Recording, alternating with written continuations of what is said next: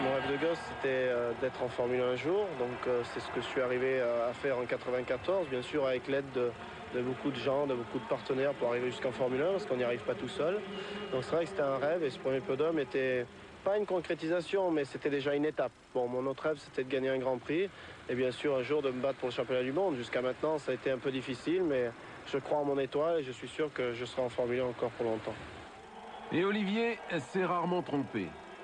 La victoire, il l'a obtenue en 96 dans les rues de la principauté de Monaco, entrant ainsi dans le cercle très fermé des pilotes ayant remporté un Grand Prix de Formule 1.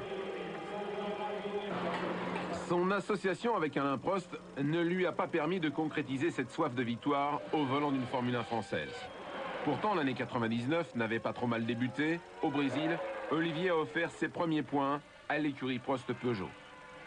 Mais la P02 s'est souvent révélée peu fiable.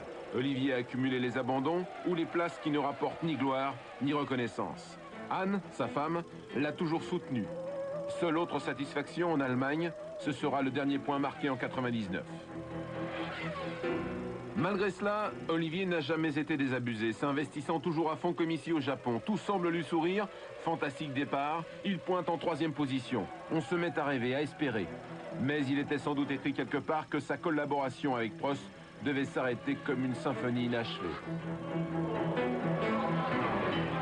De son côté professionnel, il l'aura gardé jusqu'au bout. Je pense que c'est le pilote qui nous quitte, mais c'est quand même pas l'humain, quoi. Lui, on le gardera en tant qu'ami et il y aura une continuité à tout ça, quoi. Alors un gros merci pour Olivier. Il a conduit la McLaren dernièrement à Manicourt. J'y étais pour les essais qu'a fait Prost. Je l'ai vu rouler dans la McLaren. C'est loin d'être stupide et j'espère qu'il va retrouver un volant le plus tôt possible.